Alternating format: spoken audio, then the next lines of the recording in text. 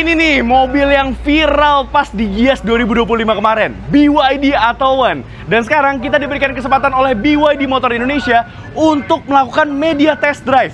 Ya, jadi rutenya itu Jogja, Solo, Semarang.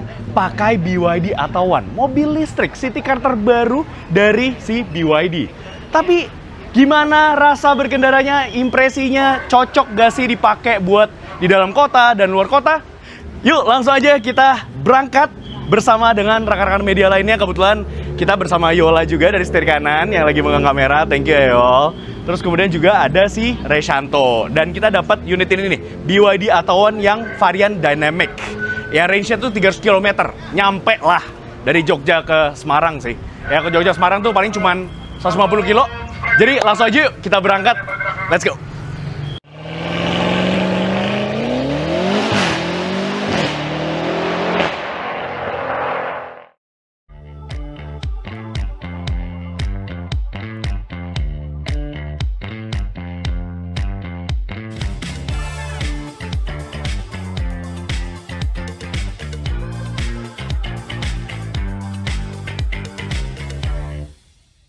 Oke, hai guys, welcome back to CVT Indonesia. Balik lagi bersama gue, Jason Andika Syarif, Reshanto Raffi dari Kendaraan.id nih. Mantap, dan juga Yola dari setir kanan. mantap. Kenapa Yol suaranya? Habis karena Gias guys. Oh mantap, iya. Iya bener, ini nggak lama dari Gias kelar, BYD nggak bisa diem.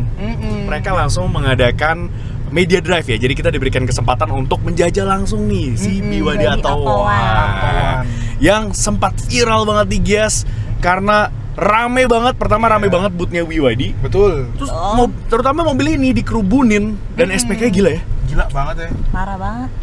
Nanti kita lihat ya, beritanya semua pasti ada di masing-masing media berapa SPK-nya. Jadi nantiin aja. Oke. Nah, sekarang itu tadi yang seperti gue udah mention sebelumnya, rutenya itu kan kita sekarang dari Yogyakarta. Jogja. Tadi dari dealer Arista Jogja. Kita akan menuju ke Solo, tepatnya di mana? Colomadu. Colomadu. Itu apa ya? Tempat apa ya, Re? Apa ya? Kayak kafe kayaknya ya. Kafe ya? Kafe dengan area outdoor mungkin ya. Terus di situ kita bakal challenge ya si Vitis di situ. CVT, sobat setir. Keren banget para kan? pengendara. Iya. Jangan lupa nonton semua ya video ini. Kita bakal seru-seruan bareng bersama dengan BYD Athlon. Oke. Nah, kita akan menuju ke Semarang ya. Jadi lewat Solo dulu. Nanti perberhentiannya itu ujungnya di Kota Semarang. Yang mana jarak tempuhnya itu kurang lebih sekitar 150 kilometeran kalau gue lihat tadi di Google Maps. Dan jarak tempuh waktu tempuhnya itu kurang lebih 2 jaman lah, 2 jam setengah. Sekarang yang dapat kesempatan pertama yaitu Reshanto dari Kendara. Wah, luar biasa ya. Nanti kita akan kebagian juga Civities dan juga nanti kita ganti-gantian ya sama Yola juga gitu ya. Merasakan langsung gimana sih mobil ini. Kan kalau kemarin-kemarin kita paling reviewnya ya static review kan, eksterior, interior, fitur-fiturnya, tapi rasanya gimana? Bener banget. Ya ini kan yang kalian pengen tahu gitu. Oke, BYD Athlon iya bagus sih, desainnya fiturnya lengkap, tapi bawahnya gimana sih?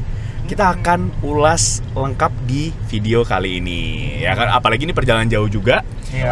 Luar kota, bener. Jadi ingin membuktikan kalau BYD Athlon itu nggak cuman buat penggunaan dalam kota aja, tapi kalian bisa kok keluar kota pakai mobil ini juga.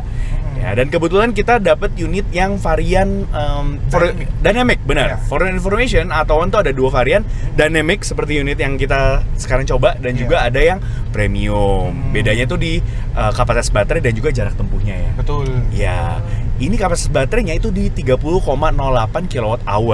Dia bisa menempuh jarak hingga 300 km NEDC.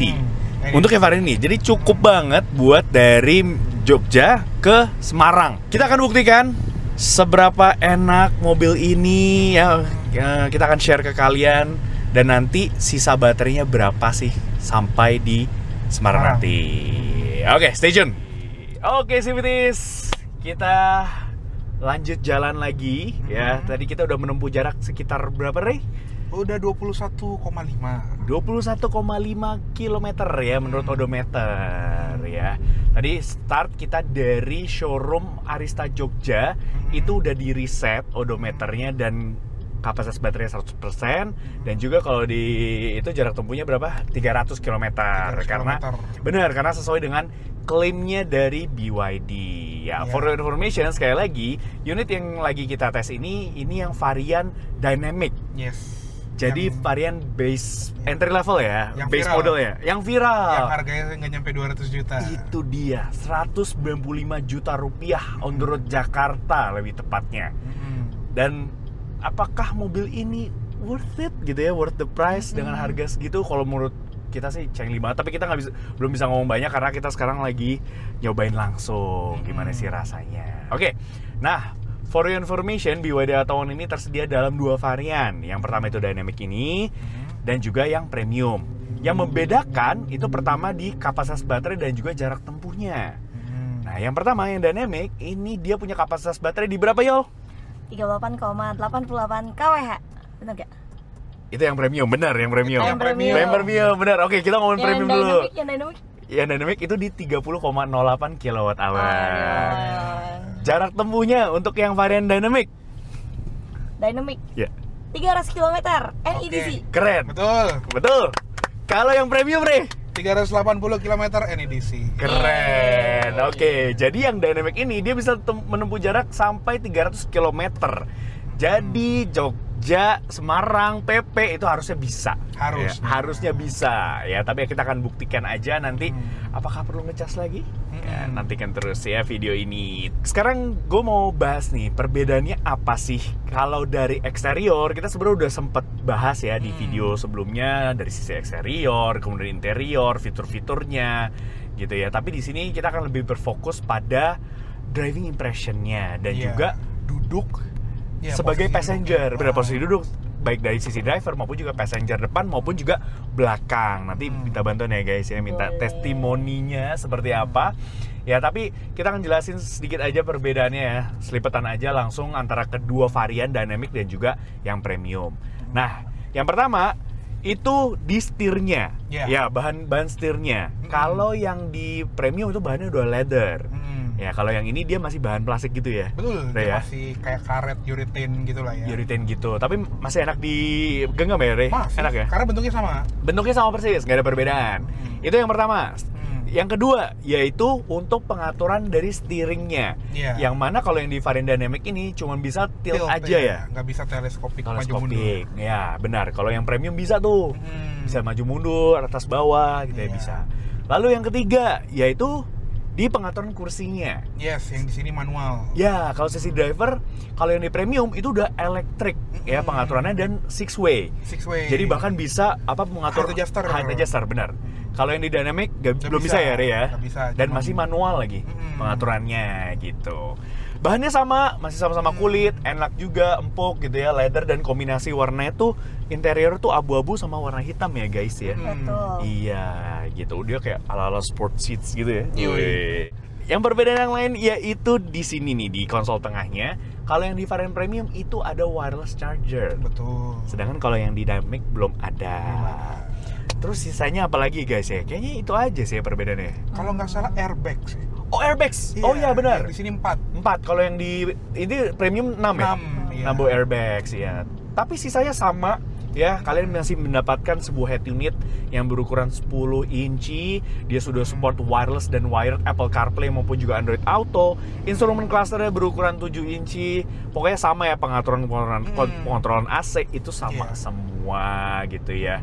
Jadi gue ya kalau dari sisi fitur cukup sih ya yang tipe, kalian mau beli yang tipe dynamic aja dengan harga di bawah 200 juta itu udah worth it banget, udah cukup banget. Oh iya, ngomongin soal fitur nih hampir kelupaan ya, baik yang varian dynamic maupun juga yang premium itu sudah disematkan dengan cruise control.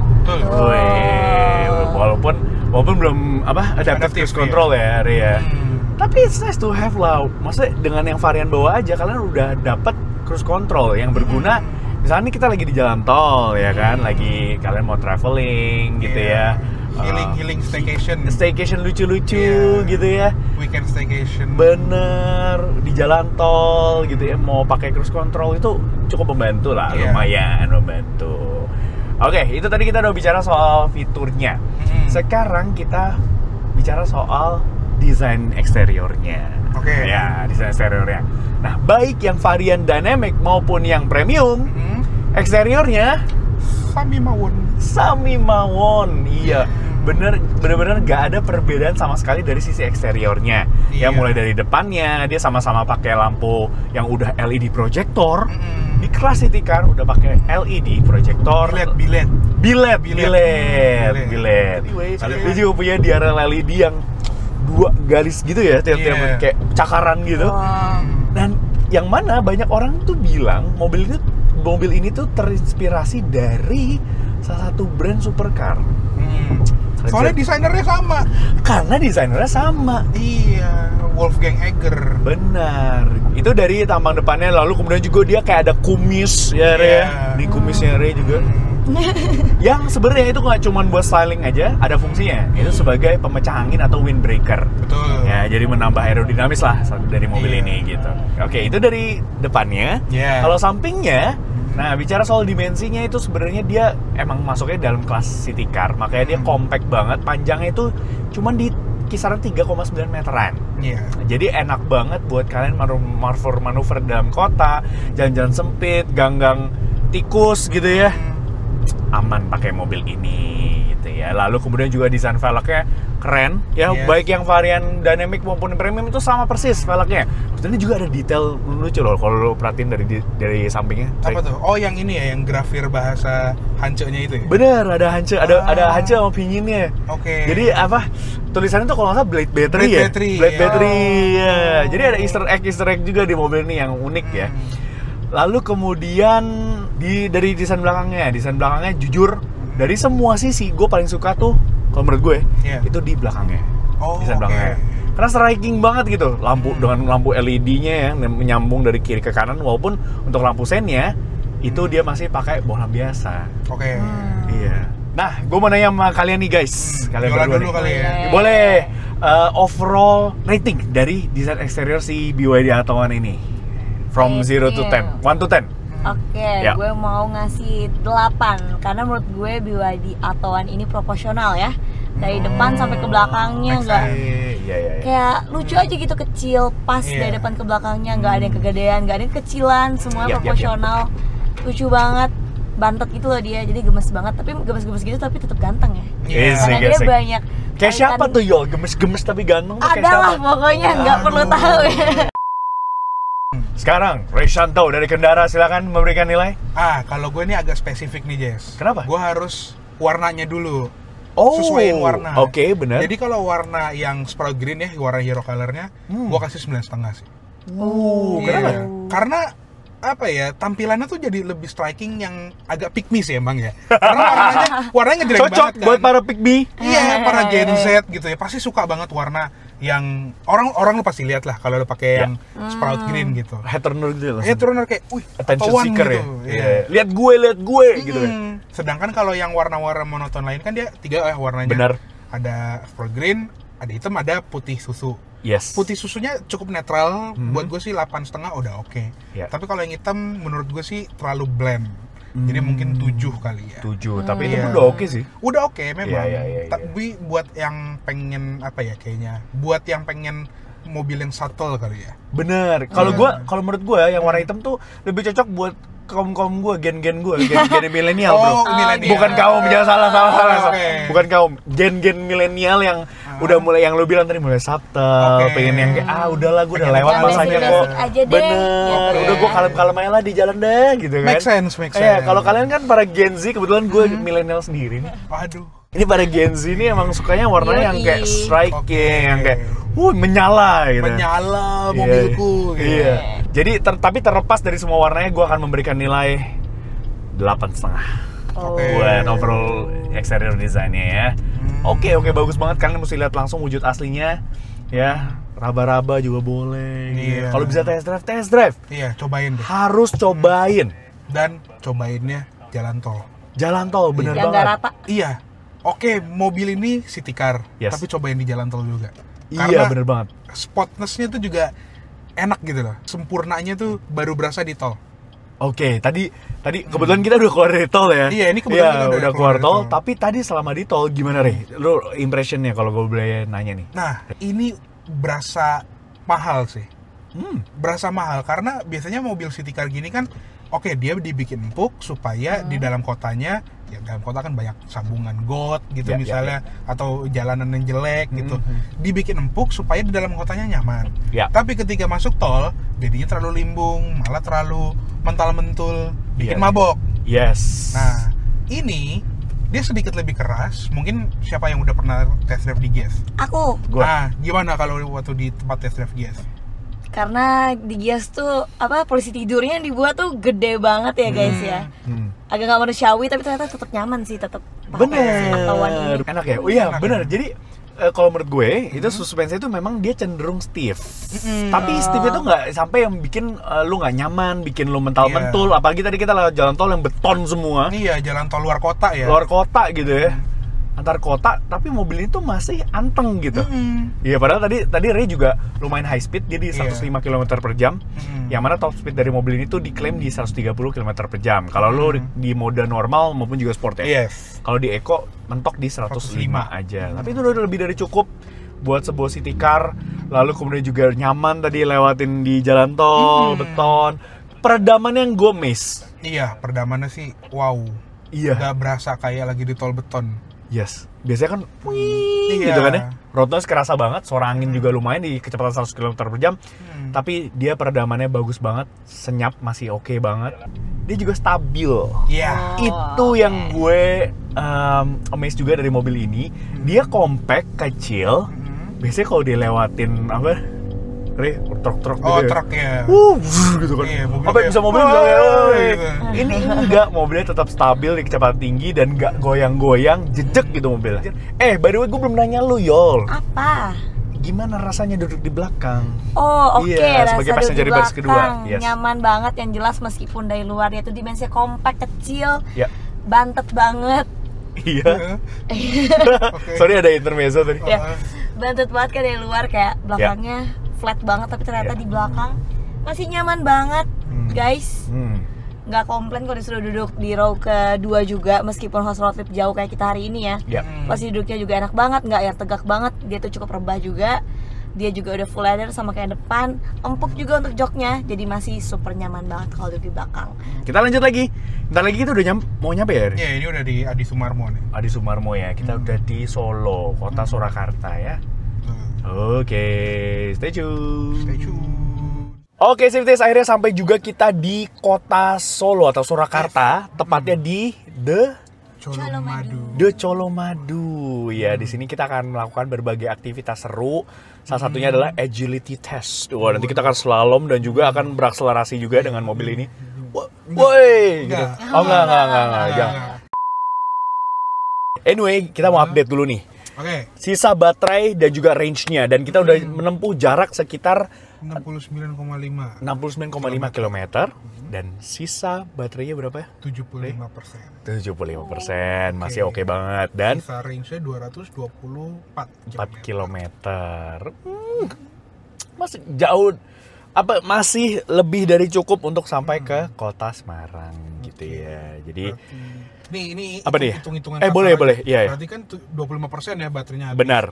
Sedangkan 69,5 kali 4 278 kalau misalnya full gitu ya. Dengan gaya nyetir ya. Tadi gitu ya. Benar, tadi Ray juga agak berakselerasi ada. Terus di juga jalan tol juga kan kita kan kenceng ya. Benar, untuk 278 sih nggak jauh dari klaimnya berarti. Klaimnya kan 300. Iya. Ini 278. Tapi nanti kita akan update terus berapa ya konsumsi daya listriknya sampai kita di kota Semarang. Oke, sekarang kita mau seru-seruan bareng dulu ya guys, sama Atowan, para Gen Z sini. Oke, stay tune. Oke, Sifties, akhirnya dapat juga kita kesempatan untuk berada di balik kemudi dari si BYD Atowan. Ya, tadi Rashanto dari Kendara dan juga Yola dari setir kanan udah rasain langsung nih sensasi berkendara, driving impression dari si BYD Atowan ini. Betul sekali. Dan first impression gue guys, gue setuju banget sama kalian. Ya, sama impresinya kurang lebih. Mobil ini kebetulan kita lagi udah di jalan tol nih. Dan coba kita power delivery-nya. Gas, yes. Gas. Cukup sih, cukup ya. Dia punya tenaga di 75 PS dan torsi di 135 Nm. Dan menurut gue tenaganya udah cukup banget untuk long trip gitu ya seperti ini. Apalagi kalau untuk pemakaian dalam kota itu udah cukup, lebih dari cukup tenaganya. Nih kita gas lagi ya. Ini by the way dia ada beberapa driving mode nih. Yang pertama ini ada Eco. Lalu kalau kita ganti itu langsung ada Sport. Nah, coba kita cobain Sport ya. Lebih responsif. Dia memang bukan karakter yang kayak hentak-hentak gitu ya. Langsung instan torsi, tapi dia lebih gradual. Ya, smooth. Nggak yang kaget gradual. Pokoknya. Ya, gue setuju banget. Jadi dia tuh lebih gradual, lebih smooth gitu ya. Jadi bukan yang hentak-hentak kayak gitu. Ini cocok banget buat kalian yang emang baru pertama kali mau punya mobil listrik nih, pengen ngerasain mobil listrik tuh kayak apa sih. Mobil itu nggak intimidating sama sekali. Ya tadi ya. Betul. Handlingnya gitu ya. Gitu. Ini kita lagi manuver gitu ya. Yes. Direct banget ya dia ya. Setirnya cukup direct ya, dan kalian bisa atur bobot setirnya. Di sini ada namanya steering assist mode. Ada dua, ada comfort sama sport. Lalu kemudian ada brake assist mode juga nih. Ya, brake assist mode. Jadi kalau misalkan kita di comfort, bedanya ya, coba ya. Kalau kita lihat nih comfort, kita rem dikit. Kalau kita di sport, lebih responsif remnya. Ya, jadi lebih kalau mau hard brake gitu, amit-amit kalau dibutuhkan, kalian lebih ke sport aja. Dan ngomongin soal tadi udah power delivery-nya, bobot setirnya, suspensinya lagi-lagi patut kita apresiasi. Betul. Ini sepanjang tol dari mana kita tadi? Dari Solo, Surakarta menuju ke Semarang. Betul. Ya, ini mostly bahannya tuh beton, yang mana tuh keras dan kadang-kadang sambungannya juga itu kan agak bumpy gitu ya. Betul. Bergelombang ya jalanannya. Bergelombang. Tapi mobil ini getaran-getaran dari betonnya itu bisa diredam dengan sangat baik di mobil ini ya. Dan suspensinya tuh memang sekali lagi dia bukan yang paling empuk, enggak. Malah cenderung keras, stiff, tapi again dia baik. Dia jadi lebih stabil nih. Kalau kita di kecepatan sekarang di 100 km/jam, mobil itu jejak gitu, stabil walaupun dia compact kecil. Nih kita lewatin apa? Kalau kita lewatin truk ya, lewatin truk. Oke. Coba.